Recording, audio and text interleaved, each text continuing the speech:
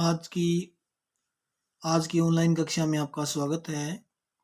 आज हम पढ़ने वाले हैं 8वीं कक्षा का सर्वत्र समदर्शन पाठ का द्वितीय भाग, यानी 2 श्लोक हमने प्रथम भाग में पढ़े थे और तीसरे श्लोक से हम पढ़ते हैं। इससे पहले जिन बच्चों ने चैनल को अभी तक सब्सक्राइब ना किया हो, वो चैनल को सब्सक्राइब अवश्य करें। देखिए, तृतीय श्लोक देखते हैं हम इसका। युक्त आहार विहारस्य युक्त चेष्टस्य कर्मसु युक्त स्वप्न अवबोधस्य योगो भवति दुःखः। युक्त होता है उचित आहार, भोजन, उचित प्रकार से भोजन, और विहारस्य होता है आमोद प्रमोद, उचित रूप से भोजन और उचित रूप से आमोद प्रमोद।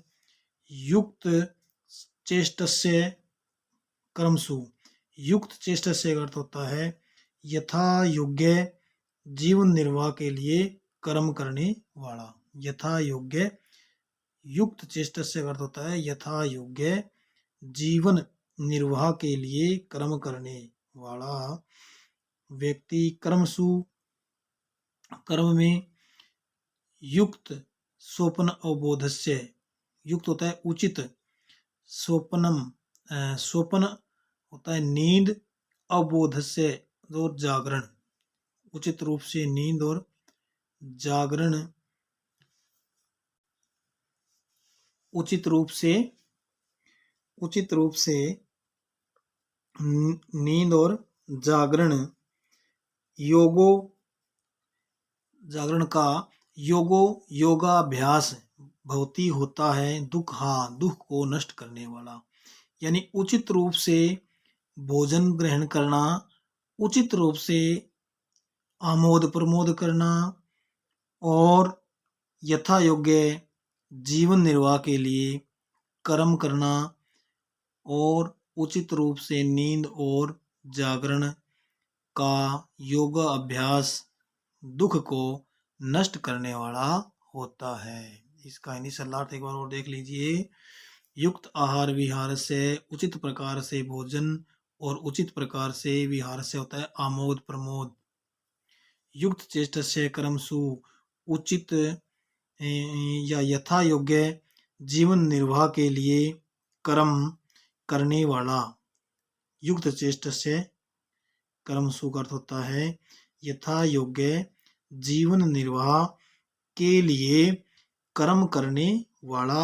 युक्त स्वप्न अवबोध से, उचित रूप से नींद और जागरण का योगाभ्यास भवति, दुख को नष्ट करने वाला होता है। आइए चतुर्थ श्लोक देखते हैं। सर्वभूतस्थं आत्मानं सर्वभूतानि च आत्मनि ईक्षते योग युक्तात्मा सर्वत्र समदर्शन। सर्वभूत स्थ आत्मानम, सर्व माने सभी, भूत माने प्राणियों में, स्थ माने स्थित, आत्मानम माने आत्मा को। सभी प्राणियों में स्थित आत्मा को, सर्वभूतानि सभी प्राणियों को, आत्मनि च का अर्थ है और, आत्मनि माने आत्मा में, यानी सभी प्राणियों में स्थित आत्मा को और सभी प्राणियों को आत्मा में स्थित। इक्षते माने देखता है। कौन देखता है? योग युक्त आत्मा। कृष्ण योग युक्त आत्मा होता है कृष्ण चेतना में लगा हुआ व्यक्ति। योग युक्त आत्मा का अर्थ क्या होता है? कृष्ण चेतना में लगा हुआ व्यक्ति सर्वत्र सब में समदर्शन समान भाव से देखता है। यानी कृष्ण चेतना में लगा हुआ व्यक्ति सभी प्राणियों में स्थित आत्मा को और सभी प्राणियों को आत्मा में देखता है और वह सब जगह पर समान भाव से सबको देखता है। तो इसी के साथ हम आज का अध्ययन इतना ही करते हैं। इसके बाद नेक्स्ट क्लास में आगे पढ़ेंगे।